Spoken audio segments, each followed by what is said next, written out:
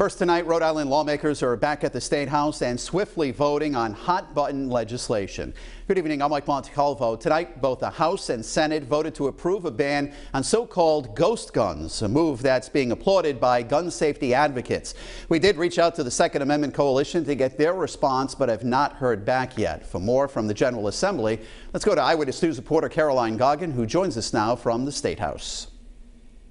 It was the first day back to work in person for many lawmakers in Rhode Island, and they tackled several items. But they have another big item on the agenda this week as they take on the supplemental budget. With masks on, Rhode Island lawmakers returned to Smith Hill Wednesday, but with many precautions in place. Both the House and Senate were broken up into several groups to vote. In their chambers, they were divided by these plexiglass partitions that a House spokesperson says cost the state more than $166,000. You can't put a price on someone's life, especially when they're performing a public service. It was a legitimate expenditure of it.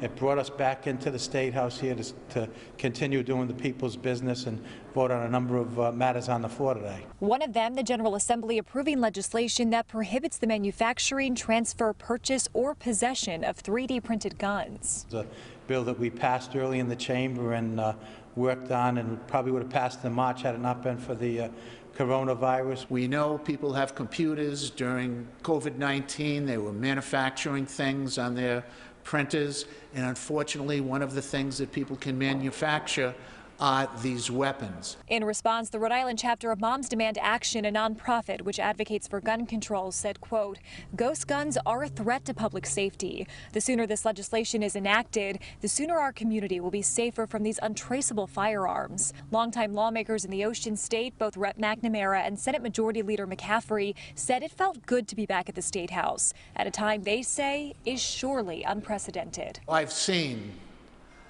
a lot.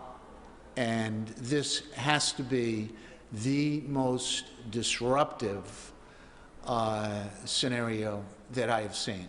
As far as those partitions are concerned, the head of the nonpartisan organization Common Cause Rhode Island took to Twitter suggesting that online sessions could have been cheaper. But we are told that those partitions do meet the state's criteria for federal funding from the COVID-19 Relief Fund. Reporting in Providence, I'm Caroline Goggin, Eyewitness News.